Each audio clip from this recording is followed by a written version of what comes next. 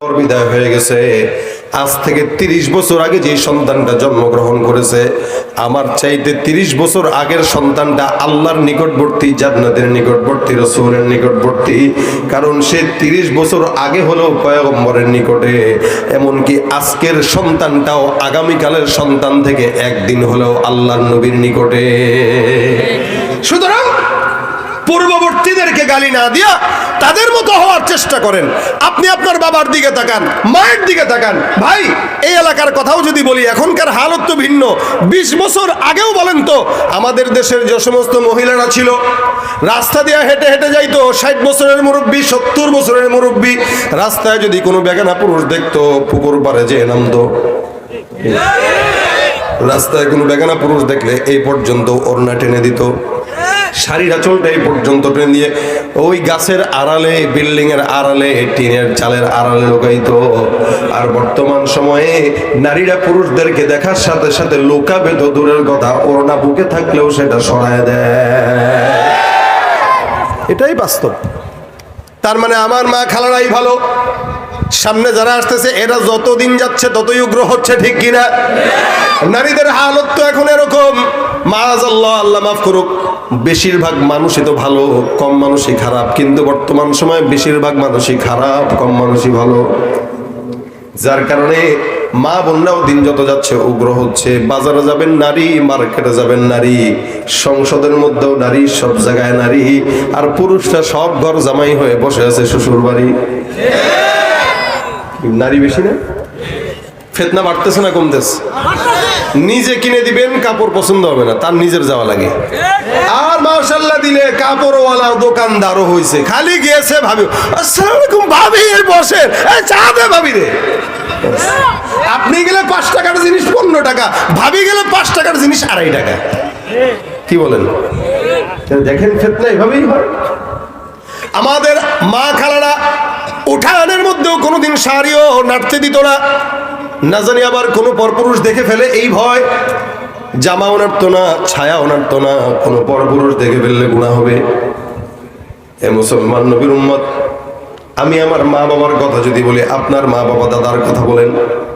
আমাদের মা বাবা দাদারা, খালারা, ফুফুরা, চাচিরা প্রত্যেকদিন সকালবেলা সূরা ইয়াসিন তেলাওয়াত না করে ঘরের কোনো কাজে হাত দিত না। কথা কয় না এরা? না, আপনাদের মা খালারা করে নাই এটা, নাকি করছে বলে তো নামাজ শিখছেন মিয়া? আপনি যতটুকু শিখছেন আপনার মা বাবার অবদানে শিখছেন। আপনি যতটুকু করবেন ততটুকুই আপনার সন্তান শিখবে, এটা মাথায় রাখেন। আপনার বাবা মা যদি আপনাকে তাহাজ্জুদ শিখায়, আপনি তাহাজ্জুদ পড়েন না কিন্তু ফজরটা পড়েন, আর আপনি ফজর পড়বেন, আপনার ছেলে ফজরই পড়বে না, জোহর পড়বে। এই জন্য ভাইরা আমার, আমরা আমাদের সময় দেখতাম, আজ থেকে 35-40 বছর আগের মা বোনেরা, 30 বছর আগের মা বোনেরা সকালবেলা সূরা ইয়াসিন তেলাওয়াত না করে কোনো ঘরের কাজের মধ্যে হাত দিত না। আবার বিকেল বেলা সুন্দর করে সূরা ওয়াকিয়া তেলাওয়াত না করে কোনোদিন কাজের মধ্যে হাত দিত না। রাত্রিবেলা সূরা মুলক তেলাওয়াত না করে ঘুমের মধ্যে যেত না। আমাদের মা বাবারা তেলাওয়াত করতো 3 বেলা 4 বেলা। আর বর্তমান সময়ে ঘরের মধ্যে টিভি মুছার জায়গা আছে, টিভি রাখার জায়গা আছে, কোরআনটা ধুলায় ধূসরিত হয়, তেলাওয়াত করার কেউ নাই। শুধু তাই না, আমি আমার নিজের কথাও যখন বলি আমি এভাবেই বলি। আমি আমার ছোটবেলার থেকে বুঝ হওয়ার পর থেকে এখনো পর্যন্ত দেখি আমার ঘুম ভাঙতো। ছোটবেলায় যখন ঘুমাইতাম ফজরের নামাজের পর, আমার ঘুম ভাঙতো আমার বাবার তেলাওয়াতের আওয়াজে। আমার বাবা তো আলেম না, সাধারণ তাবলীগের মেহনতের কারণে আমাকে আলেম বানাইছেন।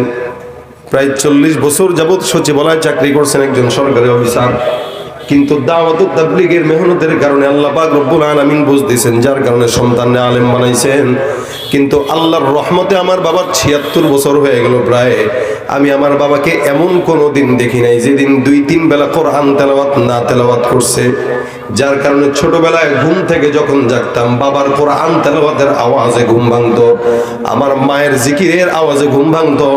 আর বর্তমান সন্তানদের ঘুম ভাঙে মা বাবার মোবাইল, ফেসবুক আর ইউটিউবের আওয়াজে। এ ভাইরা আমার, জমিনের মধ্যে মানুষ যত সামনের দিকে আগবে ততই গুনাহগার। এই কারণে আমার আল্লাহ পাক রব্বুল আলামিন বলে, গুনাহ তো হয়ে যাবে, বান্দার গুনাহ 24টা ঘন্টা হয়, কিন্তু আল্লাহ পাক বান্দাকে মাফ করে দেওয়ার ঘোষণা করে দিয়েছেন। অন্যান্য নবীদের উম্মতকে আল্লাহ পাক রব্বুল আলামিন মাফ করার ঘোষণা তেমন ভাবে করেন নাই। নবী করিম সাল্লাল্লাহু আলাইহি ওয়াসাল্লামের উম্মত হিসেবে আপনার আমার কত আল্লাহ পাক দাম দিয়েছেন। নবী বলেন সব নবীর উম্মতরা পিছনে থাকবে, আমার উম্মতরা আগে জান্নাতে ঢুকবে, তারপরে অন্য নবীর উম্মতরা জান্নাতে যাবে। আমার আল্লাহ পাক রব্বুল আলামিন বলে বান্দা টেনশনের কারণ নাই, গুনাহ যদি হয়েই যায়, পূর্ববর্তী নবীদের গুনাহ যখন হইতো, উম্মতদের গুনাহ যখন হইতো, গুনাহটা দরজায় লেখা হয়ে যাইতো, প্রকাশ হয়ে যাইতো, কিন্তু আল্লাহ পাক আপনাকে আমাকে এত সম্মান দান করলেন যার কারণে আমাদের গুনাহ আল্লাহ পাক প্রকাশ করেন না। শুধু তাই নয়, কেউ যদি কারো অন্যায় আর গুনাহ জানে, নবী বলেন মান সাতারা মুসলিমান সাতারাহুল্লাহু ইয়াউমাল কিয়ামা, আমার আল্লাহ পাক আদেশ করেছেন কোন ইমানদারের অন্যায় যদি জানে সে যেন গোপন রাখে। কারণ কি, কেউ যদি কারো গুনাহ গোপন রাখে, আমার আল্লাহ কিয়ামতের ময়দানে বান্দার গুনাহকে গোপন রেখে দিবেন। সুবহানাল্লাহ। এ ভাইরা আমার, এই কারণে বেশি বেশি ইস্তিগফারের কথা আমার আল্লাহ পাক বলেন, ওয়া আনিস্তাগফিরু রাব্বাকুম সুম্মা তুবু ইলাইহি। বান্দা তোমরা ইস্তিগফার করো, গুনাহ সকালবেলা হইলো আবার ইস্তিগফার করো, রাত্রিবেলা হলো আবার ইস্তিগফার করো। বান্দা ইস্তিগফার করবে এক নম্বরের আমল, দুই নম্বরে আল্লাহ পাক বলেন তওবা করো। ইস্তিগফার মানে গুনাহ যেটা হয়ে গেছে আল্লাহ তুমি মাফ করে দাও, আর তওবা মানে আর জিন্দেগিতে কোনো গুনাহ করব না, এই ব্যাপারে আজম বিল জজম করা। আমার আল্লাহ বলে কেউ যদি ইস্তিগফার আর তওবা করে, আমি আল্লাহ বান্দার যাবতীয় যত কল্যাণ দরকার হয় সব কল্যাণ বান্দার জন্য দান করে দিব। সুবহানাল্লাহ। শুধু তাই নয়, হাসান আল বসরি রাহমাতুল্লাহ আলাইহি বহুত বড় বুজুর্গ, ওনার ঘটনা আমি একদিন মজলিসের মধ্যে বসা, একটা লোক মজলিসের মধ্যে ঢুকলো, খুব বুঝবেন, একটা লোক মজলিসে ঢুকলো, ঢুকে বলে হুজুর এমন কোনো গুনাহ নাই যে এই গুনাহটা আমি করি নাই, আপনি আমাকে এমন ছোট্ট কোনো আমল শিখায়া দেন যে আমলের কারণে আল্লাহ পাক আমাকে মাফ করে দিবে। হাসান বসরি রাহমাতুল্লাহ আলাইহি বলেন যাও যাও বেশি বেশি ইস্তিগফার করো। কোন বান্দা যখন ইস্তিগফারের আমল বেশি বেশি করবে, আমার আল্লাহ ওই বান্দার সব গুনাহগুলো আল্লাহ পাক মাফ করে দিবে। নবী করিম সাল্লাল্লাহু আলাইহি সাল্লাম হাদিসের মধ্যে ডাক দিয়া বলেন, একবার কোন ইমানদার বান্দা যখন ইস্তিগফার করবে, বান্দার সমুদ্রের ফেনা পরিমাণ গুনাহ যদি হয়, আমার আল্লাহ সব গুনাহ বান্দার মাফ করে দিবেন। সুবহানাল্লাহ। হাসান বসরি ডাক দেয়া কয় যাও বেশি বেশি ইস্তিগফার করো। এবার দ্বিতীয় নাম্বার একজন বান্দা ঢুকলো, ঢুকে ডাক দেয়া বলে হুজুর আমি যে এলাকায় থাকি ওই এলাকায় আসমান থেকে বৃষ্টি নাই, এমন কোন আমল শিখায় দেন যে আমলের কারণে আল্লাহ পাক বৃষ্টি দান করবেন। হাসান আল বসরি রাহমাতুল্লাহ আলাইহি ডাক দেয়া কয় যাও যাও বেশি বেশি ইস্তিগফার করো। প্রথম জন আসলো গুনাহের জন্য, তাকেও বললো ইস্তিগফার পড়ো। দ্বিতীয় জন আসলো বৃষ্টি নাই, তাকেও বললো ইস্তিগফার পড়ো। তৃতীয় জন এসে ডাক দেয়া বলে হুজুর আমার সম্পদ নাই, বাসায় বিবিরে ভালো মতো কাপড় চোপড় কিনে দিতে পারি না, সন্তানরে খাওয়াইতে পারি না, এমন কোন আমল শিখায় দেন যে আমলের কারণে আল্লাহ পাক রব্বুল আলামিন রিজিকের মধ্যে বরকত দান করবে। হাসান বসরি ডাক দেয়া কয় যাও যাও বেশি বেশি ইস্তিগফার করো। তিনজনকে একটাই আমল দিল। এরপরে তাকায় দেখে আরেকজন বান্দা ঢুকলেন, ঢোকার পরে ডাক দেয়া বলে হুজুর আমার সম্পদ নাই, সন্তান নাই, আমি বিয়ে করলাম 10টা বছর হয়ে গেল, এখনো পর্যন্ত কোনো সন্তান হয় না, এমন কোন আমল শিখায় দেন যে আমলের কারণে আল্লাহ পাক রব্বুল আলামিন আমাকে সন্তান দান করবেন।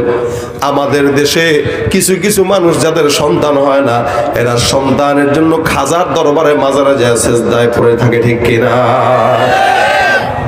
আচ্ছা, সেজদায় মাজারে পড়লে বা দিলে আপনাদের মতে কি বলে, ঈমান কি থাকবে? সেজদা কার জন্য? শুধু ওয়াসজুদ ওয়াকতারিব। আল্লাহ বলেন বান্দা সেজদা দিবা, আর আমার নিকটবর্তী যে বান্দা যত বেশি আল্লাহকে সেজদা দেয়, আল্লাহ পাকের তত বেশি নিকটে যায়। এটা আল্লাহর সাথে বান্দার সম্পর্কের সবচেয়ে বড় মাধ্যম হলো সেজদা। ওয়াসজুদ ওয়াকতারিব, সেজদা দাও, নিকটবর্তী। মানে মাজারে যায় তাজিমে সেজদা দেন, আর যেই সেজদাই দেন ঈমান আর সাথে নাই, ওটা শয়তান নিয়ে গেছে। মাজারে যায় খাজার কাছে, মাজারের পরে থেকে যেখান বাবা গো সন্তান দেন, বাবায় যদি কবরের ভিতর থেকে কথা বলতে পারতো, বাবা এগো তেরে নালায়েক না খানদানা চিজ, আমার নিজেরও তো সন্তান ছিল না, তোরে দিমু কোন জায়গা থেকে। অথবা এমন পীরের কাছে যায় যে পীরের দাড়িও নাই, পীরের কাছে যায় ডাক দেখ আব্বা গো, যে আমার বিবির আপনার কাছে নিয়ে আসলাম, একটু ফুটও দিয়া দেন যেন সন্তান হয়। বাবা বিয়ে দেখে পছন্দ হয়ে গেছে, আমি কই সন্তান দেব, তবে শর্ত হইলো বউরে আমাদের খানকায় 1 মাসের চিল্লা রেখে যাও। কথা বুঝে না? চিল্লায় চিল্লায় 1 মাসে রেখে যাবে না, আমল টামল আছে, গোপনে বসে বসে আমল করবে, সন্তান হয়ে যাবে। মনে রাখবেন, কোন বাবা যদি আপনার বিবিকে ওই মাজারের কোন খানকায় চিল্লায় বসতে দেয় আর সন্তান যদি হয়, ভাববেন এই সন্তান আপনার না, এই সন্তান আপনার বাপের, আর বউ আর আপনার নাই, বউ এখন আপনার মা হয়ে গেছে। কথা ঠিক কিনা জোরে কোন? পীরগিরিয়ার মাজার পূজা চলছে দেশটা জুড়িয়া, সেরে কি আর ভণ্ডামিতে দেশটা গেছে ভরিয়া।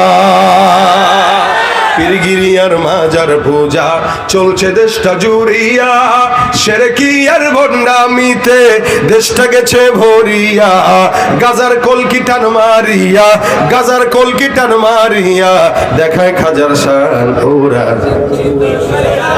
ওরা শিক্ষিত শয়তান, ওরা শিক্ষিত শয়তান, ওরা দুর্নীতির ওই আখড়ায় বসে, দুর্নীতির ওই আখড়ায় বসে জাহির করে জ্ঞান, কলম দিয়ে কামায় টাকা ধরে সাধুর ভান। ওরা শিক্ষিত শয়তান, ওরা শিক্ষিত শয়তান, ওরা শিক্ষিত শয়তান, ওরা যেখানে যাই ভেজালেতে ভরে গেছে দেশটায়, ব্যবসায়ীরা ওরা রাতারাতি কালো টাকায় হাত রাঙায়।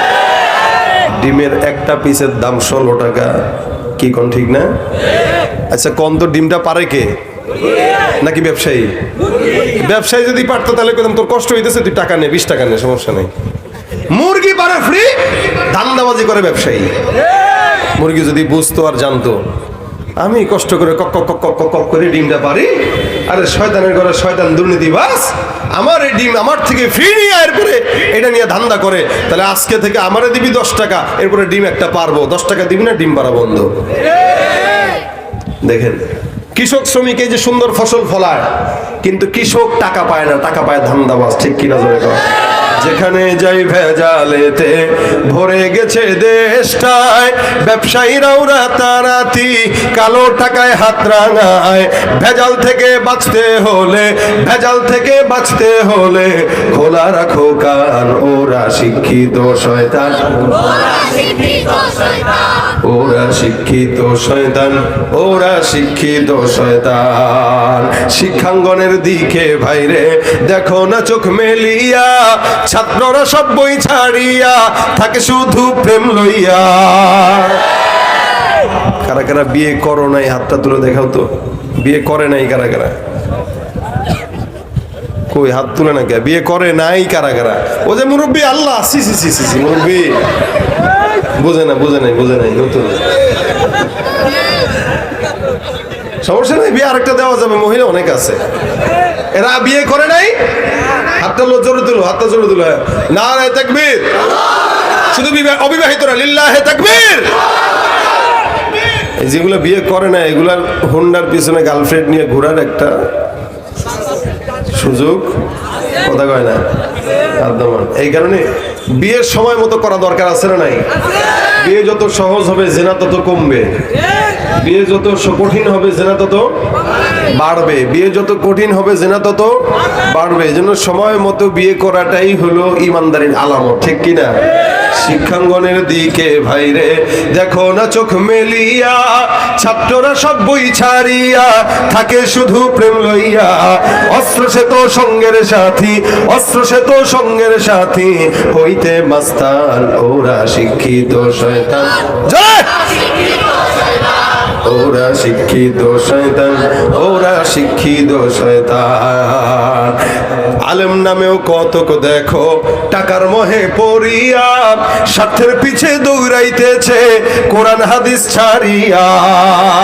আবার জিহাদ ছেড়ে কেউ বা ধরছে, জিহাদ ছেড়ে কেউ বা ধরছে দরবেশেরই ভান। ওরা শিক্ষিত শয়তান, ওরা শিক্ষিত শয়তান, ওরা শিক্ষিত শয়তান, ওরা শিক্ষিত শয়তান। ঠিক না বে ঠিক? একটু রাগ করছেন কেউ আপনারা?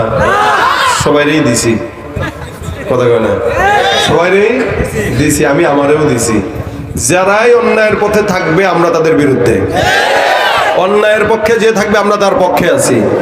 মনে রাখবেন, অন্যায় জুলুম নির্যাতন যে দেখে, যে সহ্য করে, যে সাপোর্ট করে, সবাই সমান। এই জন্য আমরা অন্যায়ের পক্ষে না বিরুদ্ধে? নারে তাকবীর। তাহলে খাজার কাছে যাওয়া যাবে, মাজারে সেজদা দেওয়া যাবে ইনশাআল্লাহ। আপনারা কিসের জোয়ান? এই যে আমার সামনে একটা জোয়ান বসে রয়েছে তাগড়া, মাশাআল্লাহ, লাঠি একটা হাতে আছে। বাইরে সোজা করে দিবেন সব নাস্তিকরে, ঠিক আছে নি? বাইরে সোজা করে দিবেন সব নাস্তিকরে, মাশাআল্লাহ। যুবক হওয়া না তো এটাই হওয়া দরকার, কেউ ঠিক না?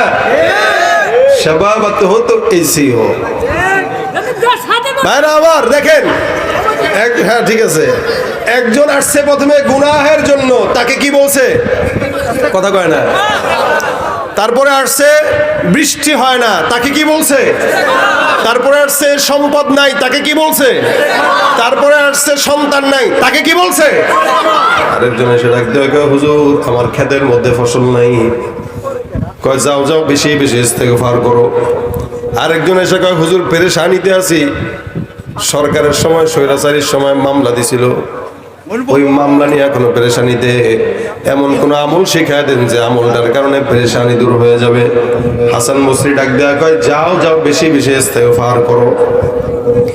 এতগুলা মানুষ আসলো, যারাই আসলো সবাই ইস্তেগফারের কথা বললেন। পাশে 2-4 জন মুরিদদান যারা আছে, এই মুরিদরা ডাক দেয়া কয় কি ব্যাপার হুজুর, বুঝলাম না, সব বান্দাদেরকে একটাই আমল দিছেন মনে হয়, আর কোনো আমল শিখেন নাই। সব মানুষের একই জিনিস। দেখবেন কিছু কিছু গ্রাম্য ডাক্তার আছে, যে রোগের জন্যই যাবেন নাপা এক্সট্রা,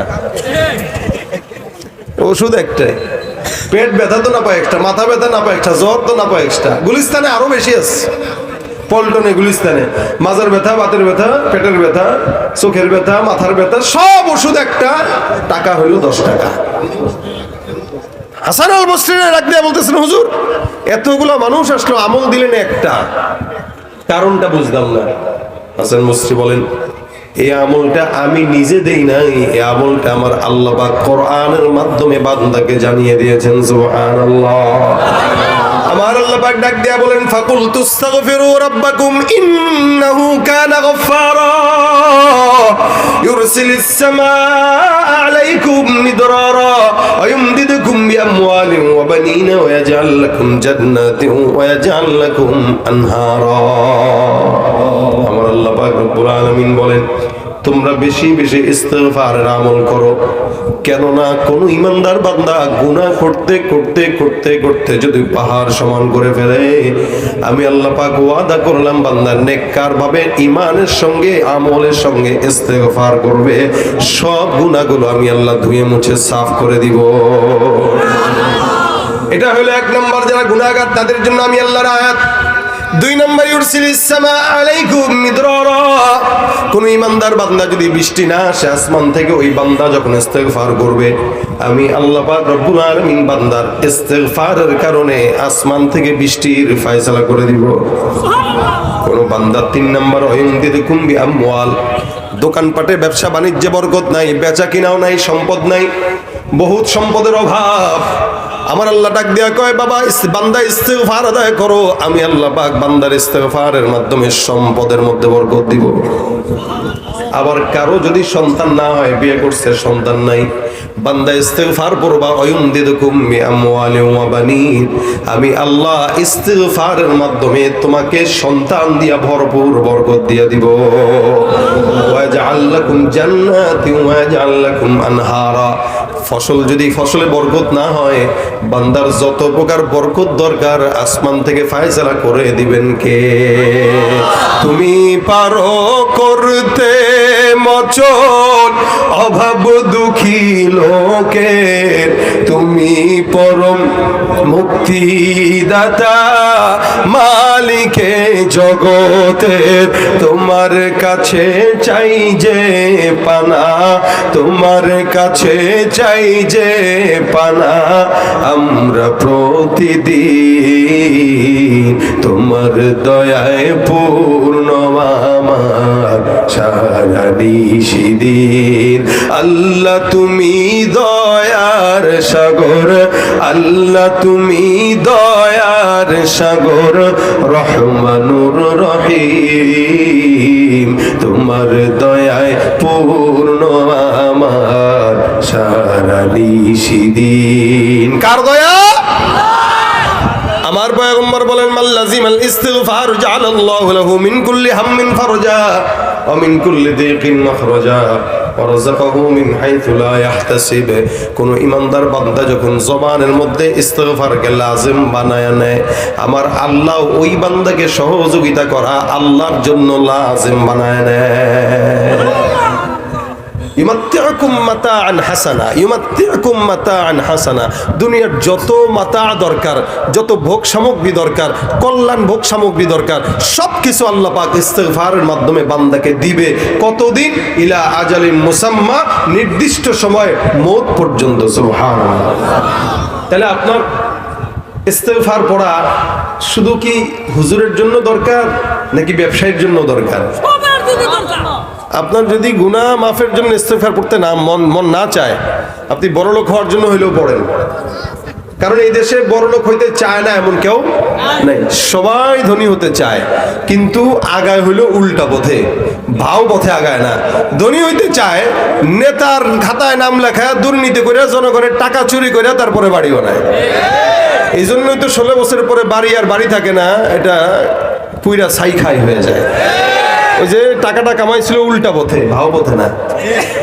এই টাকাটা যদি ইস্তিগফার করে কামাইতো, বাড়ি জিন্দেগিতেও পড়তো না, সম্পদ পড়তো না, ক্ষমতা না থাকলেও বাড়ি টিকে থাকতো। কিন্তু ক্ষমতা আর বাড়ি উভয়টাই কামাইছে উল্টা রাস্তায়, যার কারণে একটাও টিকে নাই। এখানে যেটা দরকার ইস্তিগফার পড়েন। এক বান্দা আল্লাহর কাছে দোয়া করে, আল্লাহ আমার টাকা দরকার, আল্লাহ আমার সম্পদ দরকার, আল্লাহ আমার গাড়ি দরকার, আল্লাহ আমার ক্ষমতা দরকার। আরেক বান্দা কিচ্ছু কয় না, খালি আস্তাগফিরুল্লাহ আস্তাগফিরুল্লাহ আস্তাগফিরুল্লাহ। আল্লাহ পাক বলেন, আমি ওইটারে দিব না, এটারে দিব। সুবহানাল্লাহ। যে আল্লাহর কাছে কয় আল্লাহ আমার সম্পদ দরকার, সম্পদ দরকার, আরেকজনকে আস্তাগফিরুল্লাহ আস্তাগফিরুল্লাহ। আল্লাহ কয় সম্পদ দরকার যে বলে, তার আগে যে ইস্তিগফার বললো তাকে দান করে দেব। কারণ সে ইস্তিগফার করছে, ভাও মতো আগাইছে, উল্টা পথে আগায় নাই। উল্টা পথে আগাবেন, সম্পদ থাকবে না, ওইটা জনগণের দখলে চলে যাবে। উল্টা পথে আগাবেন, ক্ষমতা জনগণের দখলে চলে যাবে। উল্টা পথে আগাবেন, কোন জিনিস আপনার থাকবে না, অন্যের কাছে যাবে। আর ভাও পথে আগাবেন, সবকিছু আল্লাহ পাক আপনার জন্য স্থায়িত্ব দিবে। দুনিয়াতে যেটা থাকার ওটা থাকবে, যেটা না থাকার ওইটা আখিরাতে জমা হয়ে জান্নাতের মেহমান হয়ে আপনি ওখানে যা ভোগ করবেন। এই জন্য ভাই, যুবক, মুরব্বী, ছাত্র, সবার জন্য কথা একটা, আমার জন্য কথা একটা। হাতের কাজ আছে, পায়ের কাজ আছে, জবানের আমাদের কোনো কাজ থাকে না। আমরা জবানের কাজ উঠায় রাখবো। দোকানপাটে বসে রয়েছি, রিক্সা চালাইতেছি, অটো চালাচ্ছি, হুন্ডা চালাচ্ছি, কাজ কাম নাই, কিচ্ছু নাই।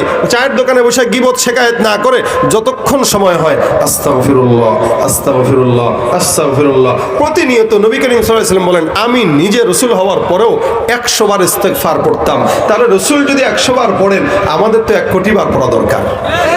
কিন্তু আমরা একবারও পড়ি না, আমাদের মনেও থাকে না। এই জন্য অন্তত প্রত্যেক দিন কমাস কম 100 বার যদি ইস্তিগফার পড়েন, ইনশাআল্লাহ হার লাইনে আল্লাহ পাক বরকত দান করবে। 5 ওয়াক্ত নামাজের পরে 20 বার করে পড়ে ফেলেন না, সহজ। আমি আপনাদেরকে আমল দিতেছি না।